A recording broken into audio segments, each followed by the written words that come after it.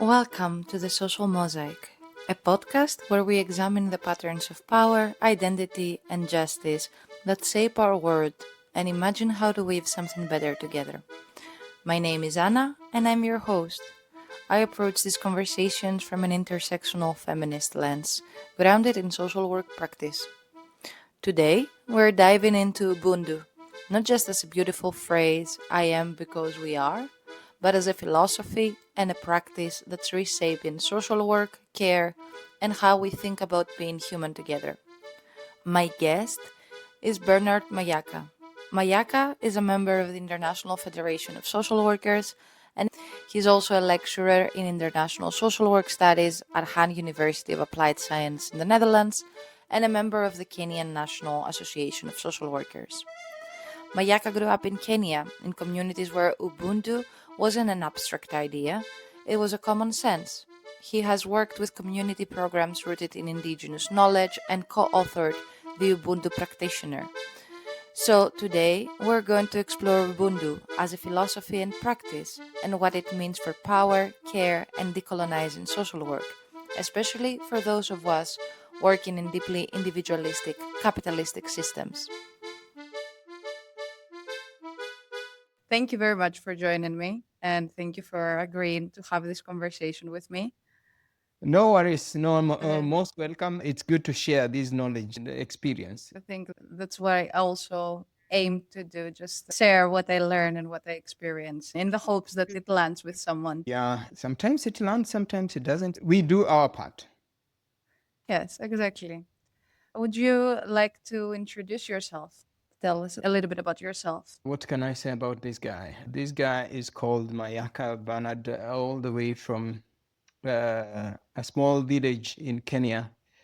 I did study my bachelor's in one of the main universities outside the city. Mayaka is a social worker, a father, a brother, a normal human being. I'll say this guy is a human being who is profound in community and probably life and humanity. That is it. And you've been working on Ubuntu philosophy or making Ubuntu more visible in the last years, correct? That is true. For the past, I think, 5 years, no, actually, it should be more than five. Almost 7, 8 years, I've been talking a lot about Ubuntu. And actually, even yesterday, I was also talking about Ubuntu. So, uh, this is the field that I think I'm sharing a lot on my day-to-day basis. I've seen that you and a lot of other scholars have been really pushing back against the idea that Ubuntu is just being nice or sharing a cup of tea with your neighbor. And you wrote that Ubuntu is philosophy and practice. So, for people that do not know more than the slogan, I am because we are, how would you unpack that? What does Ubuntu mean as a way of understanding the world, and what does that mean as a way of acting in it? Well, thank you for such a great question. I will say that from an Afrocentric perspective, if I may use that term, Ubuntu is not just a philosophy in some way. It is a way of life that means, in general, it is summed to be human. It is very hard to understand what Ubuntu is if you do not understand the language. And that is what comes out in every context that whenever you listen to a concept from an indigenous society, not unless you understand the language, then it becomes hard for you to understand. When we look at what is happening today, we only have a translation of what it means. Ubuntu is more than I am because we are. And actually, to be holistic, we will say it has the Trinity aspect. I am, you are, we are. And then it covers the holistic aspect of who we are in general. And when we say about philosophy, as I mentioned, it's not merely a philosophy or a belief, but it's a way of life which is dictated on different cultures. And that is why, even from the Bantu community, it has more meaning where it directs and leads us to think about life in a holistic way. And when we talk of holistic, then we have to learn how to live in harmony with every aspect of life in our society, in our environment, in our community. So all these aspects come into play when we look at the Western way, or when we talk of any philosophy. Actually, most of the time it starts with the I. But in this case, we are trying to change. Let's look at it from we, because the I doesn't stand by itself, and it's impossible to be there by myself. Uh, I can't exist. But when we talk of Ubuntu being a practice, Ubuntu is not passive belief, if I may put it that way. Because if we say it's a philosophy, then it could be just a passive way, but it is a doing. And in that aspect, Ubuntu is a verb from the Bantu lifestyle.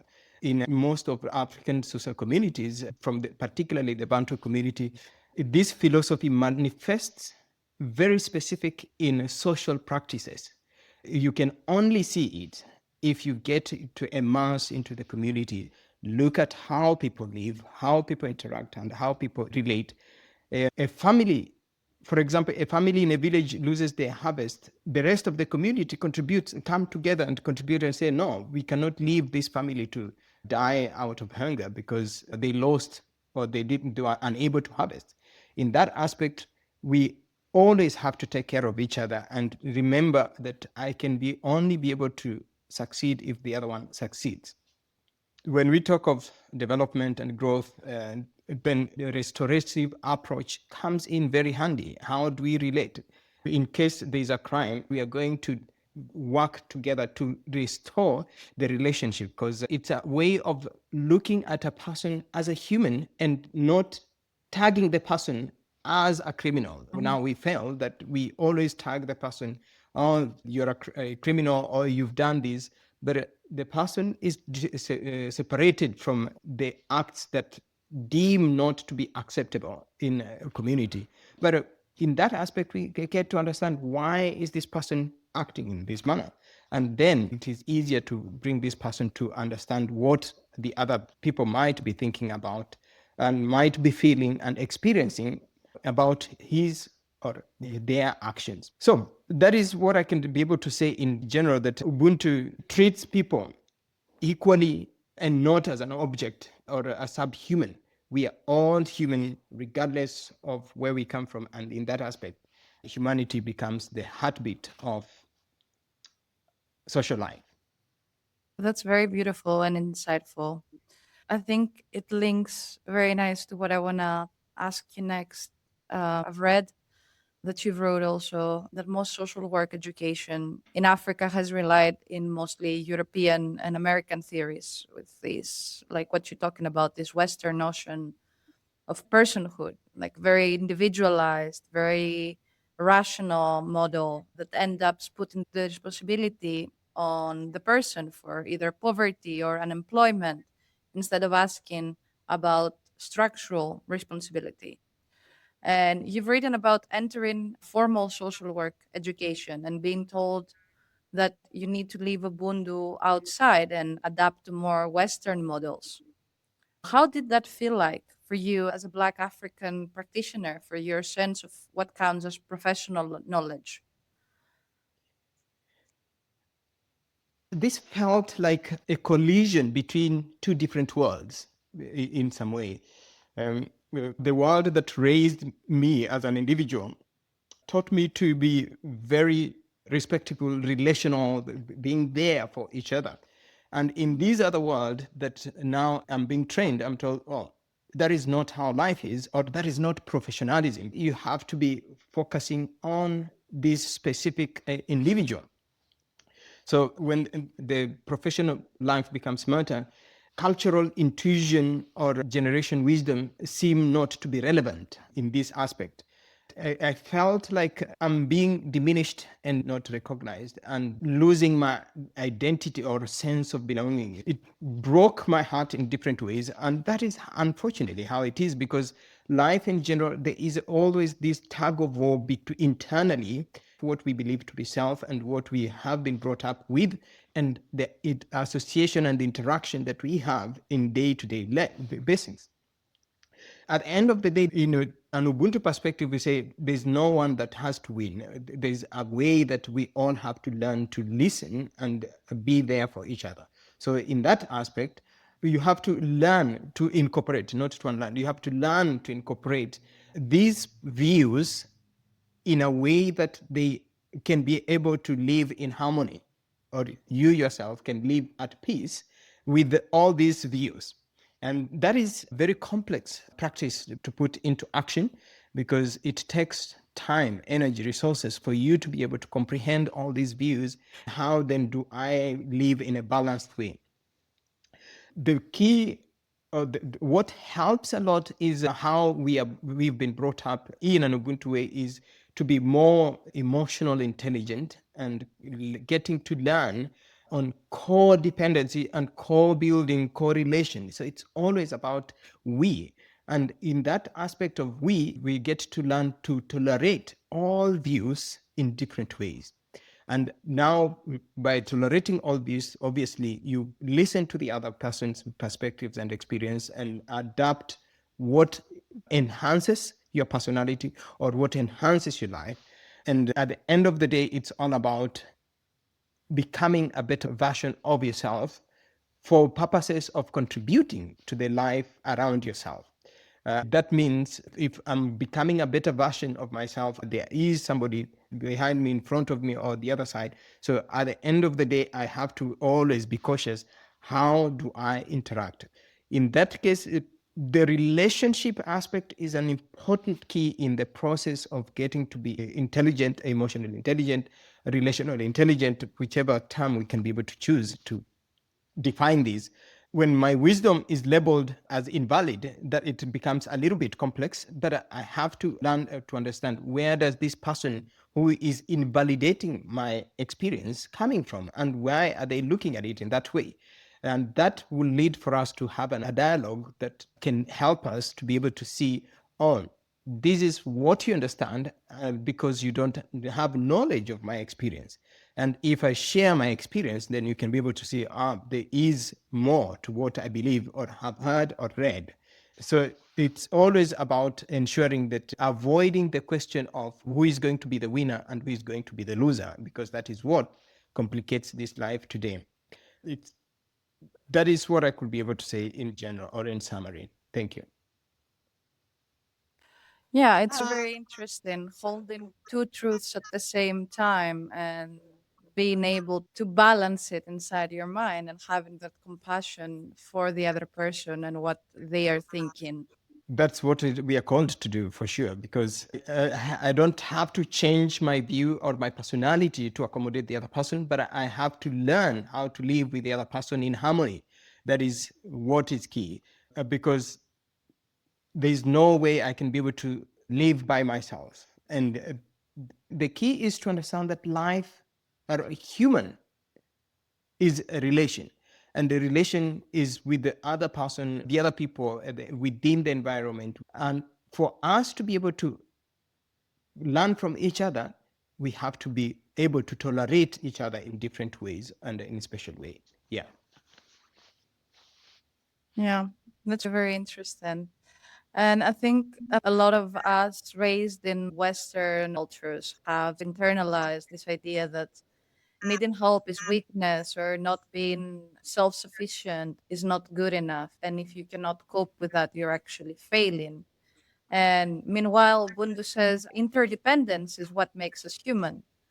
And a lot of feminist writers and also a lot of writers in your book connect that directly to care work, who is expected to care, who gets paid, whose care is invisible.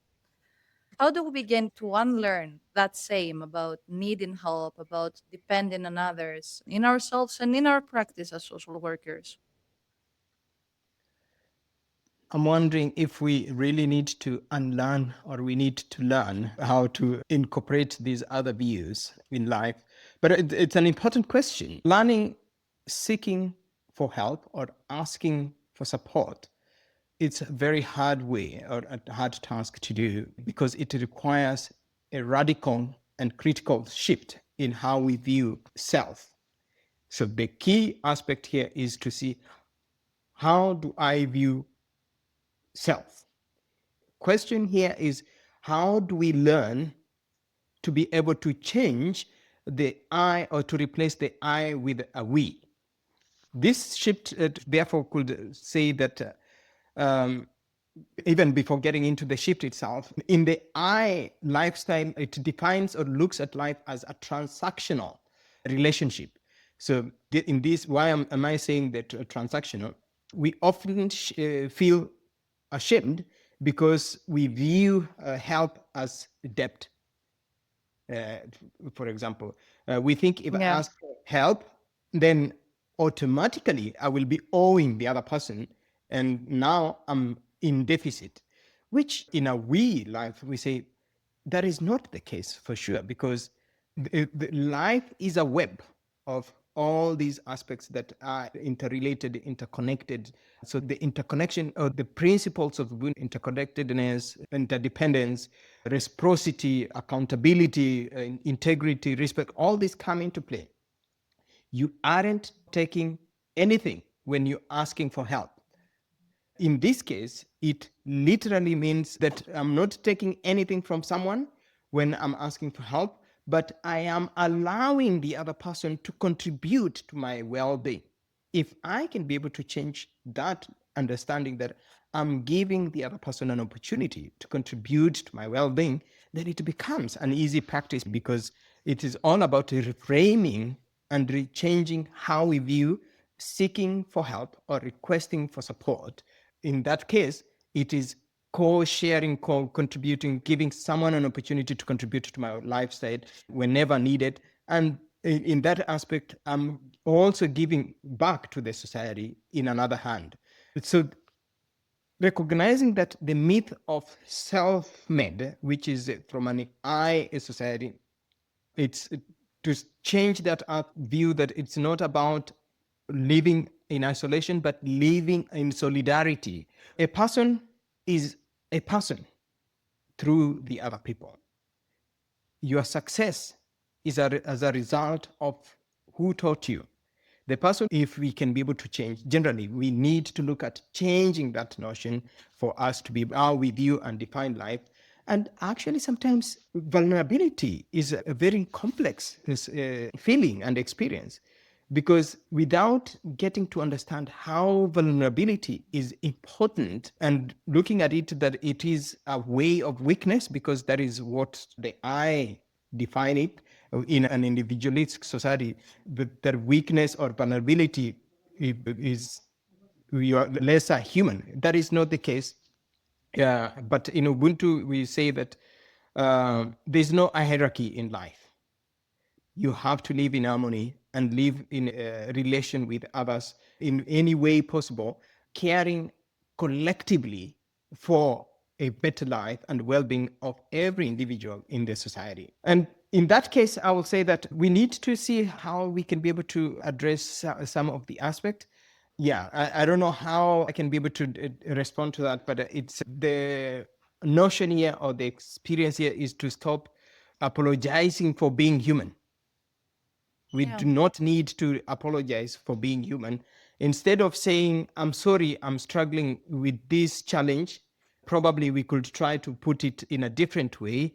I've reached the limit of my current perspective, and I need the team to collectively give more insight for me to be able to move forward. Yeah.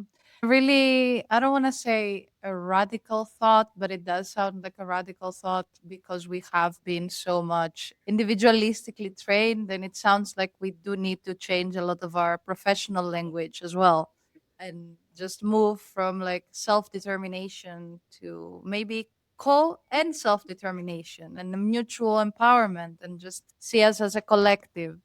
Social work really celebrates self determination and individual choice.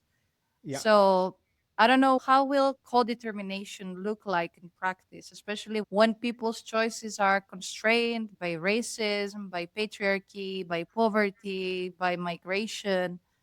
How would that look like? Well, for sure, it calls for us to be radical in some way, but also to be critical in viewing and trying to understand why are these terms inexistent and what is the origin of these terms. why are we living in this current state? So those are the aspects that will always help us to understand why this life looks like it is today. When we go back to history, I can guarantee you that we all came from that communal lifestyle. And with the development, then people began changing views and all that in different ways because of the needs of that specific time. However, with the Enlightenment time, as we call it in history, a few white men, I will put in quotes, from middle class now thought we are going to define what life is, and that is how they came up with all these terminologies.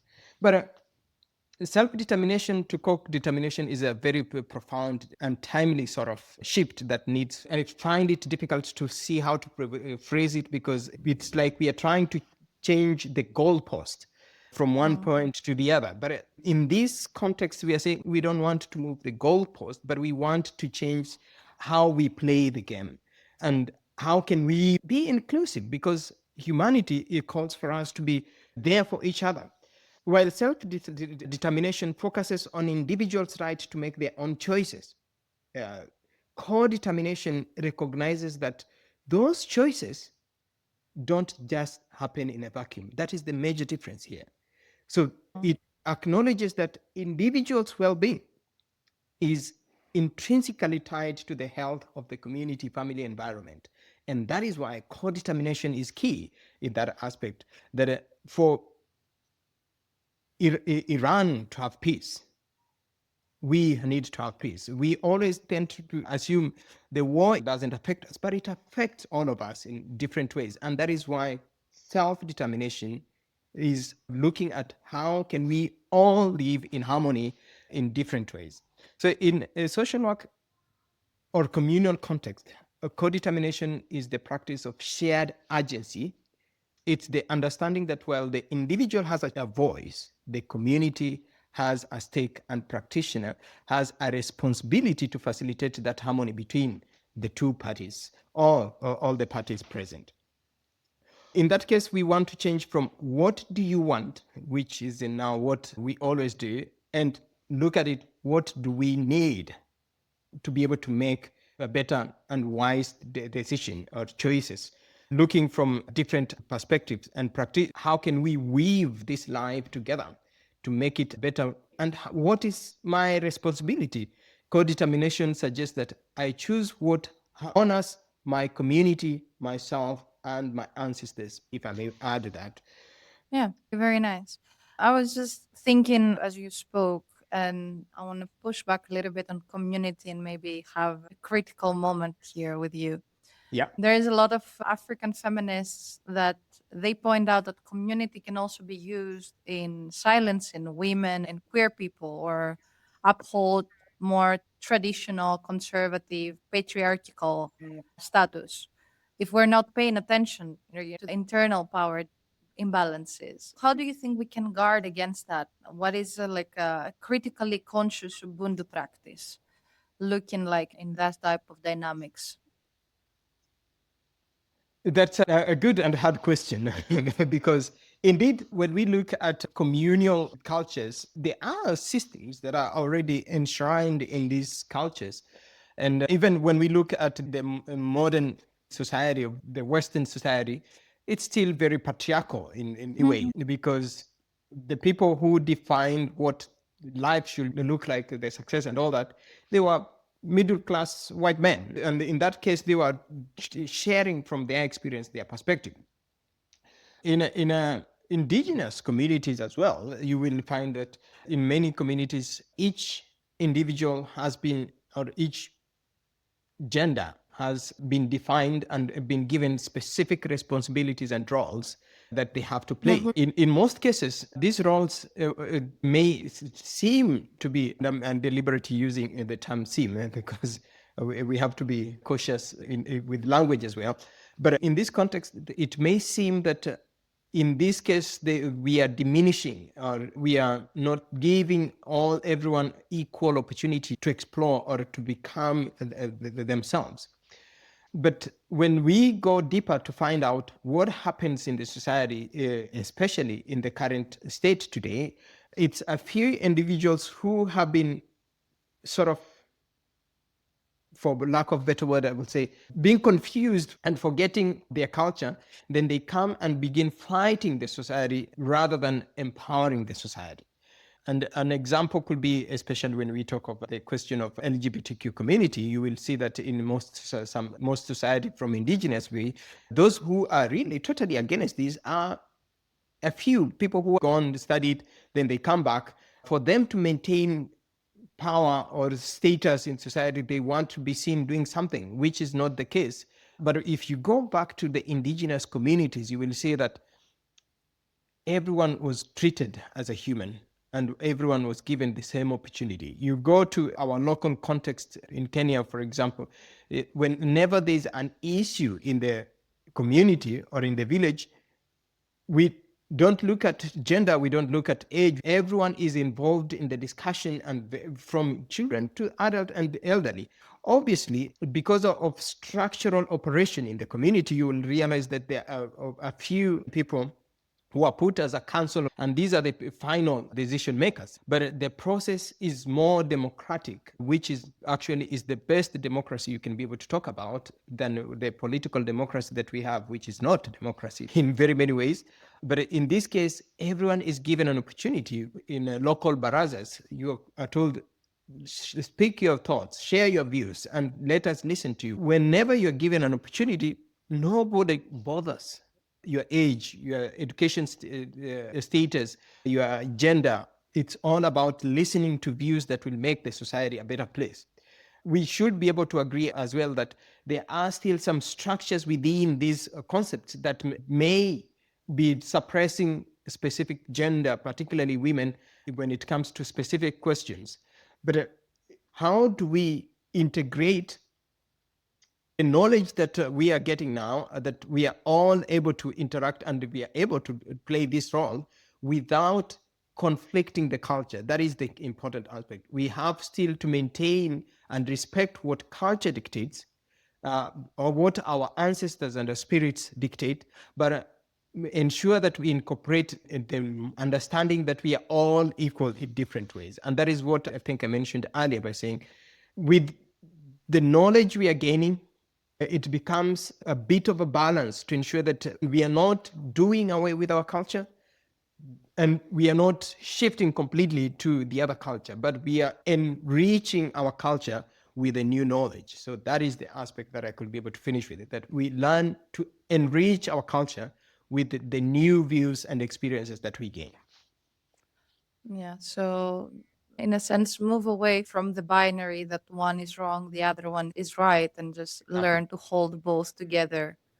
It's That's it. very, I want to move back. We were talking about indigenous communities. You've been mentioning that in the introduction also of the Ubuntu practitioner, there are many societies that have their own versions of Ubuntu that either have been forgotten or marginalized, and that ancient understanding of being human actually have more in common globally than we might think.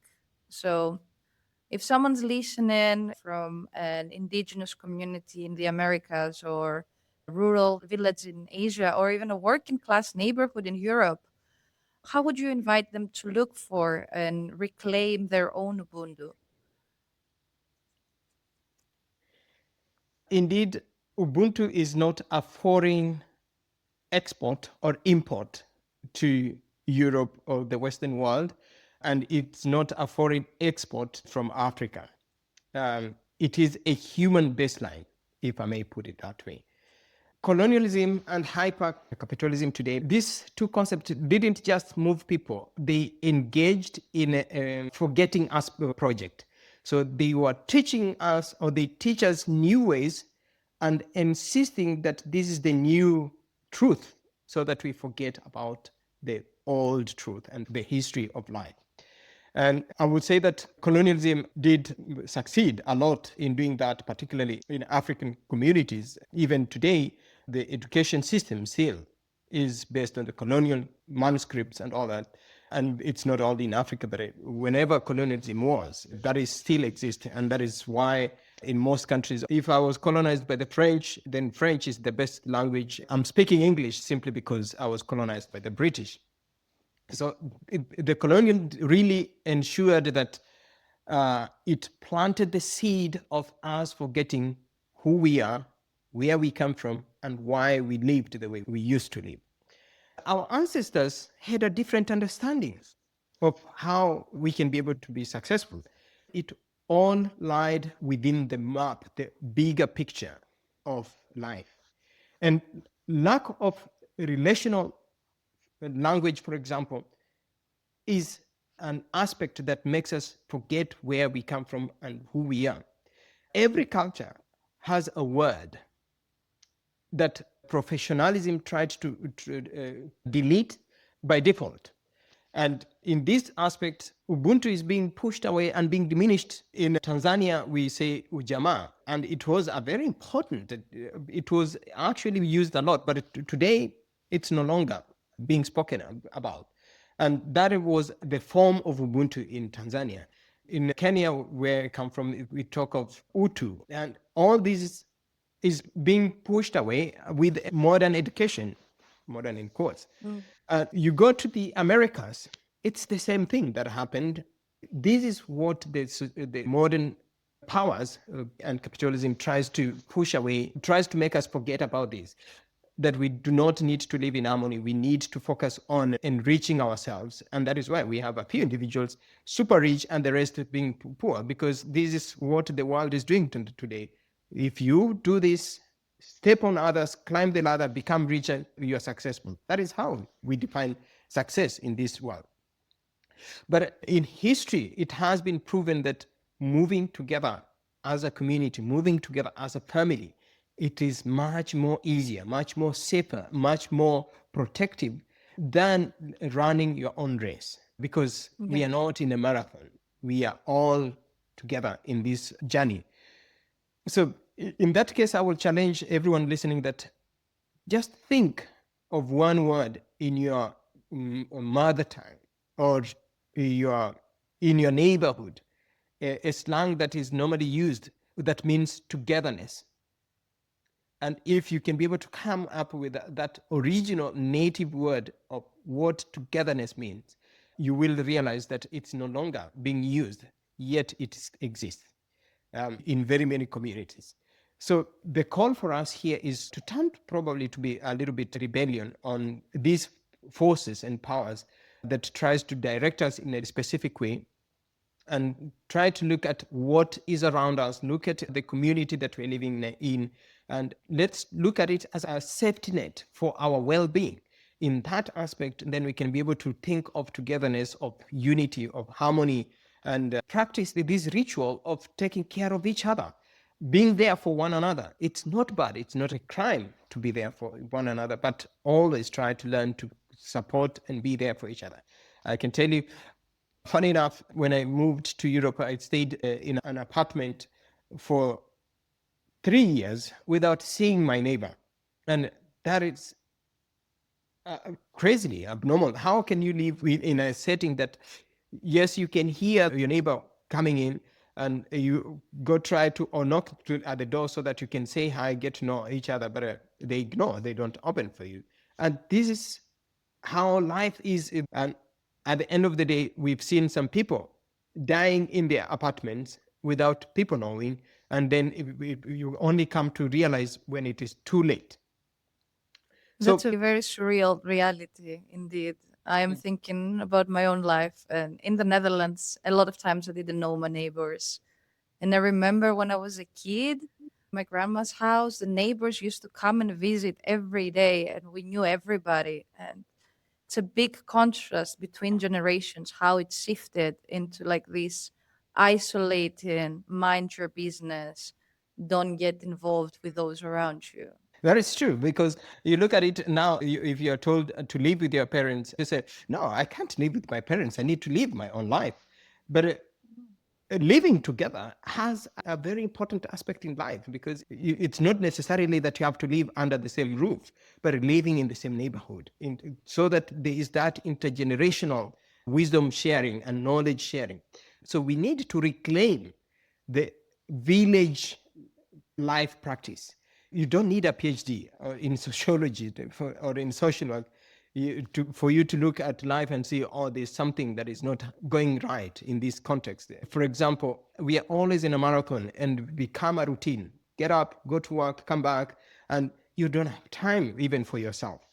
Uh, but if we can be able to get back to that sort of indigenous way of a livelihood where everyone is the steward of the other, life becomes easier, smoother, better. And therefore, it's a call for each one of us to not just go and look for the lost Ubuntu, but look at what is it that when you feel, for example, when you feel that shame around needing someone to recognize you or to support you becomes an issue, it's always important to how can I change this and look at this as we need to share and live together. The first step is to look at your own community, the informal community, ways how they learned, how they lived, how they fixed the challenges that they faced, and then learn from it and begin practicing in small ways. That's very interesting. I'm thinking a lot right now. I'm also internally looking for a word of togetherness in Greek that's been lost. But I want to take you back because you talked about the impact of capitalism. Yeah. Can Ubuntu truly flourish inside a capitalist system that rewards competition and individual accumulation? Or does practicing Ubuntu inevitably push us to challenge capitalism itself?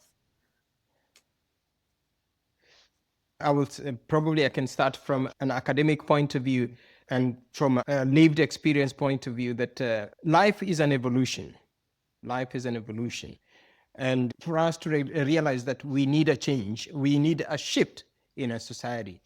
And the shift now is to avoid or to do away with capitalism because capitalism is not helping us and hasn't helped us in any way other than helping a few individuals or those who have been in the middle class going up and they keep on going. And that is where the challenge is that we are having today in the aspect that Ubuntu now calls for us to be able to look at life.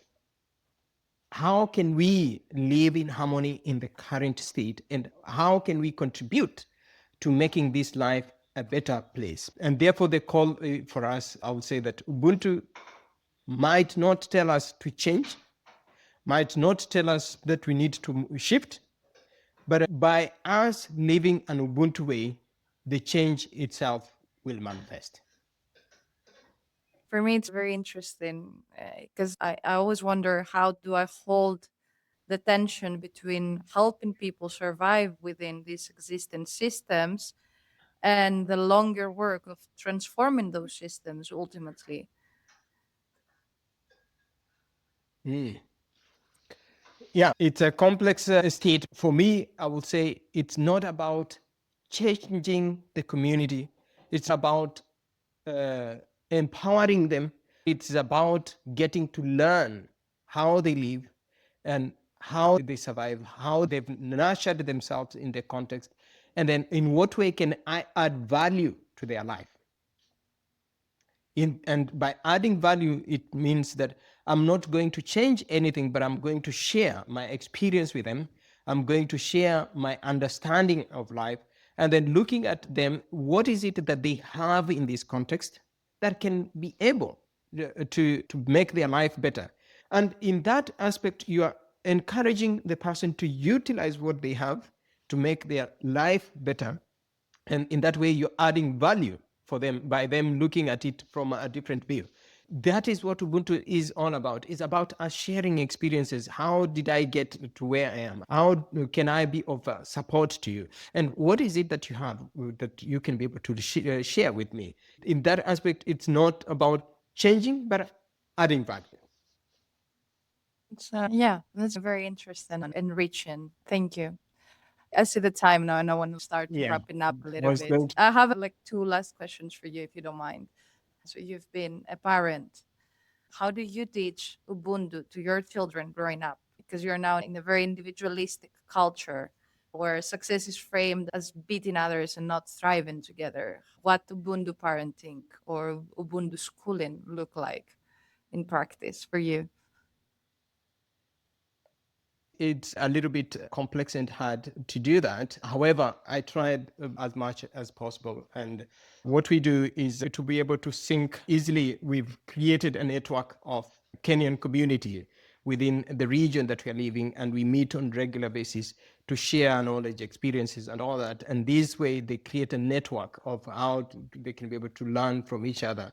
So in this aspect, they can be able to see, yeah, I can be able to live in this context, but I can still remain to be myself, and I can be able to view life in a different way. So how do I fit in the current context while maintaining my own identity is what we are teaching our children so that they don't forget their roots. It's an important value, and also encouraging them to be able to understand the essence and the root cause of, or the root effect or impact of relationships. Because when we talk of Ubuntu, the core principle is all about relationships. And that is one aspect that we have always to think about.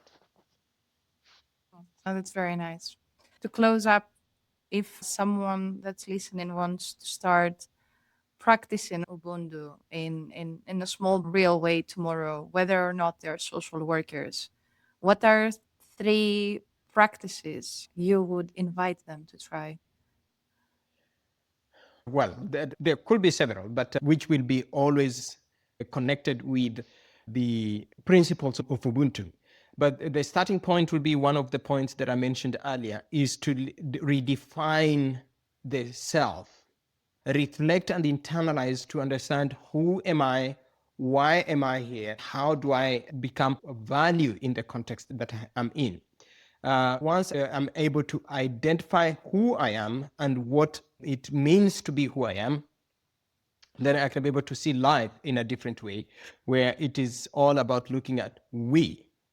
So replacing the I and we within my life, and that will eventually lead for me looking at my neighbors as my or other party, because it's all about looking at how do I live in harmony with all aspects within my environment. So once you've been able to redefine the self, then the second thing is to begin practicing in small ways, being responsible and caring for myself and the other person, whoever I interact with, whoever I associate with.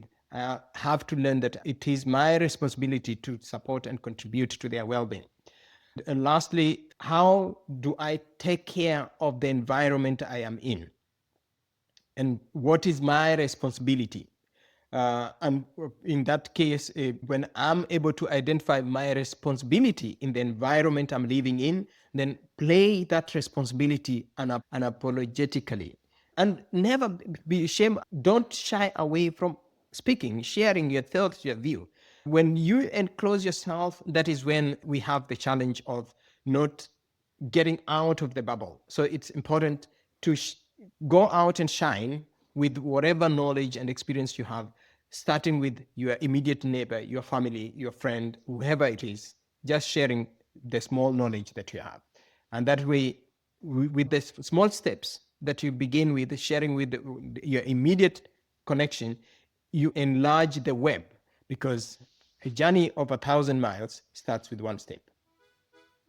If you allow me, I would add also to be open to receive knowledge and receive wisdom of your neighbor, because a lot of times we're very enclosed on the truth that we carry and we don't incorporate the truth of the other. So I think it's the mutual there. Well said. That's true. It is a reciprocity. It is a two-way, whereby, and I learn to be humble, to listen, and to be able to give. So in that case, it's not just give and take, and that is one of the aspects that I said in Ubuntu. It's not about give and take. It's about sharing. So being ready to share, and sharing also calls for me to be able to give the other person an opportunity to share with me. That's very well said. Mayaka, thank you very much for this conversation. It's been a great pleasure and honor having you here and having this conversation. And it gave me a lot of food for thought, and I hope for everybody listens as well. So Thank you thank so you. much. Thank you so much. And let's share the gospel, as I might call it. Let's spread the gospel of Ubuntu. Have a wonderful time. You too. Thank you.